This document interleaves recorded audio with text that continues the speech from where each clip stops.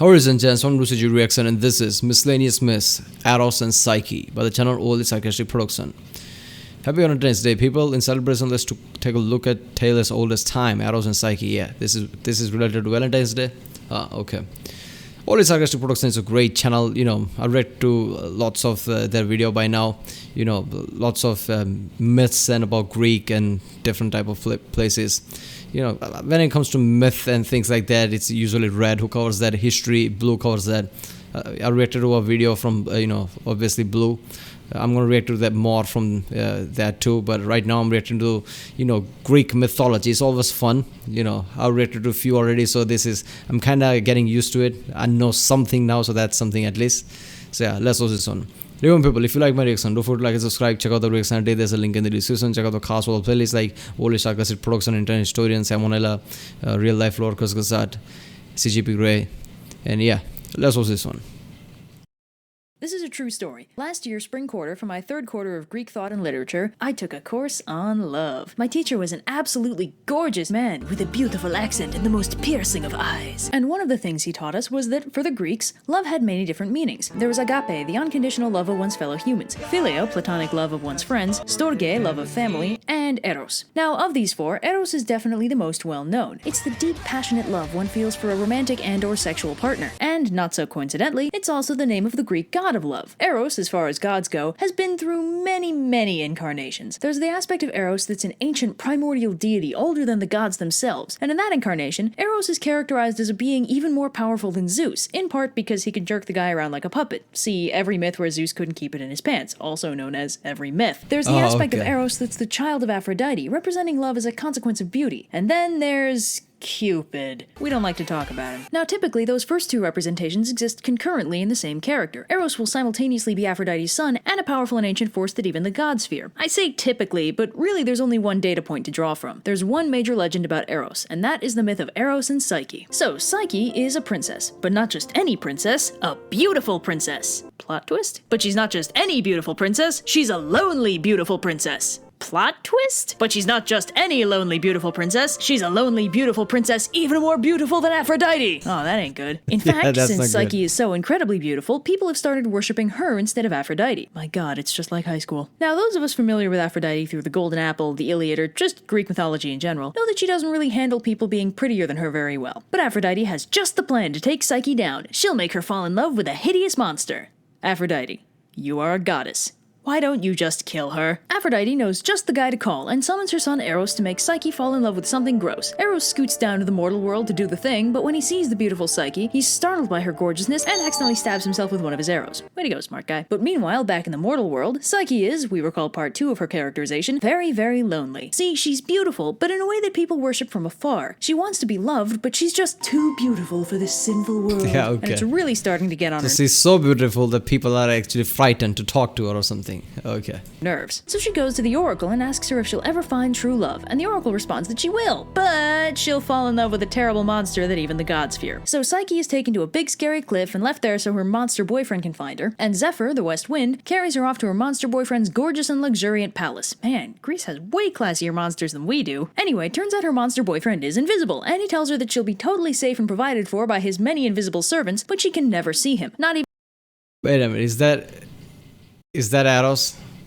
He hit himself with one of his arrows, and I guess even when they do the sex thing. So Psyche's totally chill with living in luxury with her invisible monster boyfriend, but one day she's paid a visit by her two sisters, who are jealous of her living situation and can— What if he's evil, or worse, ugly? Convince her to find out the identity of her monster boyfriend, and if he really is a You should stab me, yeah, right in the face.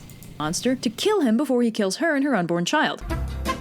So that night, Psyche sneaks into her monster boyfriend's room with a lantern to see him and a dagger to maybe murder him with. But as soon Her sister told her that maybe she should kill him, and she's like, okay, that's all I need. Where's my dagger? as the light touches him, she sees that her invisible monster boyfriend is actually a very visible, super hot boyfriend, none other than Eros himself. Surprised by his— Yeah, obviously, I've seen that coming. I mean, Eros basically had the, job to find a hideous monster to, basically for the Psyche, and he hit himself with one of his arrow, and then suddenly his monster is invisible. Yeah, I've seen that coming. gorgeousness, Psyche, say it with me now, accidentally stabs herself with one of Eros's arrows. Damn, that's hard to say. And is now double in love with him. But the lamp oil also thinks Eros is super cute and a little bit tries to get closer to Senpai and ends up splashing on him. That's not hyperbole. What the fuck? What lamp oil now can think? Lamp oil is an entity now? What the hell? The book actually says that. Not the senpai part, but you know. So Eros wakes up because ow, and flies off because betrayal, leaving Psyche alone and regretting her life choices. Eros flies back to Aphrodite to nurse his minor burn. Why did she betray me? Yeah, why did she betray me? I'm the one creep who didn't want to come in front of her and basically was pretending to be invisible. But yeah, she's the one who betrayed me. And feels sorry for himself, and Aphrodite, now like twice as mad at Psyche, scoots over at her and tells her that if she wants her boyfriend back, she needs to accomplish 4 tasks for her. So Psyche agrees, and after Aphrodite Whoa, what the hell? needs to accomplish 4 tasks for her. By the way, her sisters fell off a cliff and died. How? Who did that? What the hell? Yeah, Aphrodite is pissed because we saw the video on the Greek myth about Aphrodite in which basically Aphrodite is way protective of her son or something. So yeah. So Psyche agrees, and after Aphrodite slaps her around for a minute to make herself feel better, she gives Psyche her first task. She throws a mixed assortment of grains on the ground and tells Psyche she has 1 day to sort them all by type. This is obviously some BS, but Psyche is basically an archetypal Disney princess, so while she's sitting there pondering the BS-itude of her current situation, a nearby nest of ants take pity on her and sort the grains for her. So obviously Aphrodite's pissed that Psyche managed to do the thing, so she makes the next task even more problematic and tells her to go get some golden fleece from the sun sheep that live across the river. While Psyche's busily trying to drown herself, a local spirit tells her that the sheep will kill her. Well, can you blame her by now? I mean, after all this shit, first of all, apparently she's so good looking that nobody even come close to her. Then she learns that there's a monster. Basically, that's the only person she'll ever, get a relationship with. She's like, fine. Then realize, okay, that's an Eros, not a monster. Now he is pissed. And Aphrodite is basically annoying me. By now, I mean, can you blame her? If she's not careful. So rather than try and rip a chunk of their fleece off, she should just gather fleece that got caught on the nearby thorn bushes. So she does. I thought she was trying to kill herself. Why would she care if the sheep might be dangerous? And Aphrodite gets even more pissed. So she tells Psyche to take this goblet and go get some water from the river Styx, which is a problem because there's a cliff face and several dragons in the way. But this time, Zeus himself helps her out and sends down an eagle to beat up the dragons and bring her the water. By the way, the gods aren't allowed to help her directly, even though they all agree Aphrodite is being a total dick. Alright, first of all, I think Zeus only helped her out because she's good looking. I'm damn sure of that. And second of all, gods cannot help her, but Aphrodite can directly make her miserable. That apparently is about right. So last but not least, Aphrodite gives up on the subtlety and literally orders Psyche to go to hell. Specifically, to bring a fancy box to the underworld, take a little bit of Persephone's beauty and put it in the box, and then bring it back and give it to Aphrodite. By the way, at this point Eros is all better and has long since forgiven Psyche for the whole betrayal of trust thing, but Aphrodite is having none of that and keeps him confined to her palace while she tries to do the vengeance thing. So again, with help from various household objects and noted landmarks, Psyche makes her way to the underworld and gives the box to Persephone, who does something to it and then gives it back. So Psyche leaves the underworld with the box, but then it occurs to her that if the box has pure beauty in it, and she's about to go see her boyfriend again, she might as well use the magic beauty box to freshen up a little. Unfortunately, as soon as she opens the box, it turns out the only thing in it was murder. So Psyche low-key dies, but Eros escapes Aphrodite. I mean, yeah, why would Persephone give Aphrodite her beauty or whatever? His palace while his mom is distracted and flies to Psyche, casually fixes the whole dead thing, and flies up to Olympus with Psyche to be properly married. Zeus is cool with it, tells Aphrodite to back off, and gives Psyche some ambrosia, which makes her into an immortal goddess. She and Eros are married as equals, and when their kid is eventually born, they name her Hedone, which roughly translates to joy.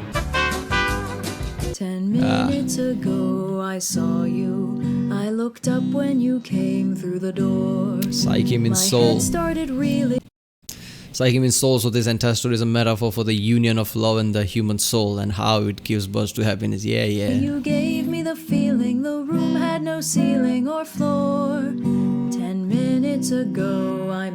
Cupid, as he's seen in the modern day, is actually a puto, which are those fat little baby angels in Renaissance art. They are sometimes called cherubs, but this is inaccurate, as cherubs are terrifying four-faced monsters with wings for days. Okay. Met you and we murmured our how do you do's. I wanted started to ring out the bells. There you go. Psyche's sisters fell off a cliff because they tried to get Zephyr to fly them to Eros' palace. But it's all like, nah, and lets them drop off the cliff without catching them. Oh, okay. Zephyr fly them to Eros' palace. Okay, so they were trying to basically, trying to seduce Eros or something. Because why would they want to go to the Eros' palace? Out my arms and to sing out the news. I have found her, she's an angel with. There's a Balkan folktale called the crab. That's very similar to Eros and Psyche, except Eros is a were crab. The dust of the stars in her eyes. We are dancing, we are flying. And of course, it's also very Beauty and the Beast. What with the woman marrying a monster? Yeah, but it wasn't a monster. It's just Eros basically, saying he's a monster and being invisible. And then he gets pissed off like, why would she betray me? And she's taking me back to the skies. In the arms of my love, I'm flying. Actually, the girl marries a monster animal demon that turns out to be a hot guy. Stories bizarre, recurrent. Yeah. Yeah, but animal demon that turns out to be a hot guy. I think there was a curse or something in the Beauty of the Beast or something like that. In this, just Eros is just like, yeah, I'm just gonna say that I'm invisible or something like that. Over mountain and meadow and glen, and I like it so well that for all I. Psyche has butterfly wings in most classical representations, although I'm not super sure why. I can tell I may never come down again. I may never. Yeah. I think later on when she became a god, she would have the wings. I don't know.